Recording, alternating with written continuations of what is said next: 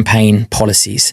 I'm going to be talking about zero tolerance policies. I'm going to be talking about deterrent policies, but accountability policies.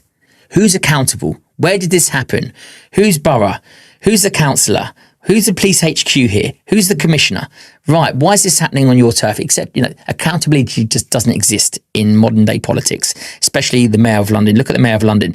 Holds himself to account 0 times. It's not even a case where he gets read out these statistics and he goes, do you know what? Actually, yeah, the crime is up and, I've got to do better.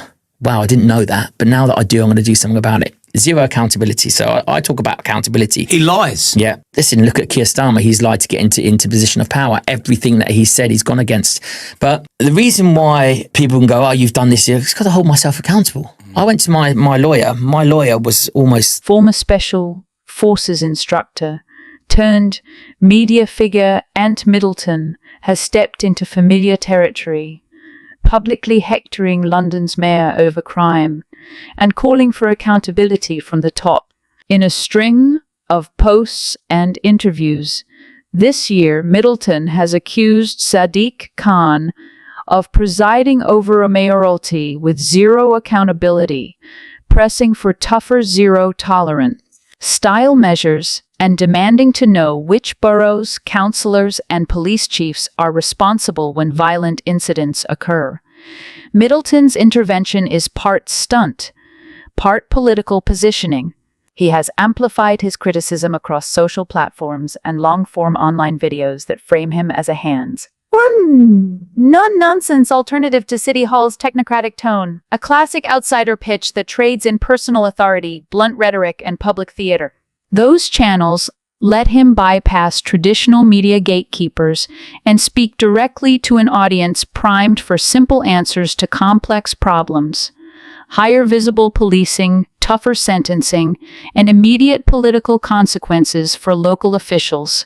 There's also political risk in the rhetoric. Middleton's accountability barbs land in a charged civic environment where Khan has already been a lightning rod, targeted in social media abuse and partisan attacks that sometimes cross into Islamophobic territory. The mayor's critics say he has not done enough. His defenders say he is a scapegoat for structural failures. The consequence is a public debate shaped as much by identity and grievance as by policy metrics, which makes honest technical debate about policing, prevention, and resource allocation harder to sustain. For Londoners and policymakers, the practical question is less about who shouts loudest and more about what actually reduces harm. Tougher patrols and hardline sentencing can deter some crime, but the evidence suggests sustained reductions usually require joined-up strategies, mental health services, youth intervention, housing, and drug treatment, as well as properly resourced policing. Political figures who stoke anger without offering a credible, evidence-based plan risk amplifying fear while delivering little long-term improvement. Middleton's interventions reframe the conversation in stark, populist terms: accountability vs. complacency, toughness vs. softness. And they will resonate with voters frustrated by headline crime stories.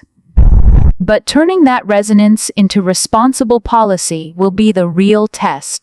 If London's debate is to move beyond slogans, it needs clear, costed proposals, cross-agency cooperation, and a willingness from both critics and the mayor to focus on fixes that work, not just on media victories. For too long, our children have been indoctrinated to hate who they are through the education system, to pollute their minds. And as all of this happens, every other culture and identity is celebrated. You cannot allow the education system to have control over your children. You have to teach your children who they are. You have to teach them to be proud of their culture, proud of their history. Now, who remembers a story where a young girl wore a union dress and she went to school and they sent her home from school? It was Culture Day. So cultures were being celebrated. So she wore her British dress to celebrate her culture, and the school sent her home. She went to school that day to deliver a speech on her culture to a classroom of 30 children.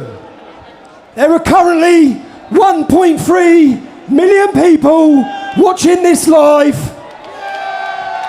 Courtney Wright, come and deliver your speech, darling.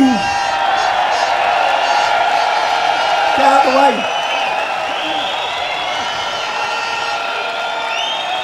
Let's hear it for this brave little British girl. Come on.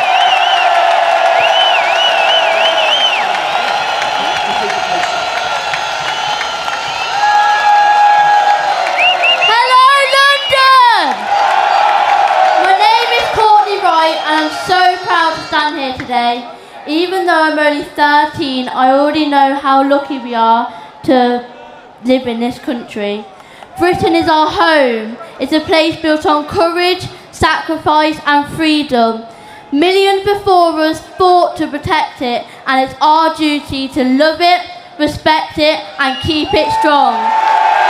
We may be young, but we are the future, and together, with pride in our hearts, we will always stand for our great nation.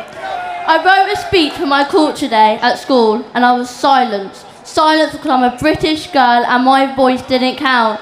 Do you want to hear my speech, London Patriot?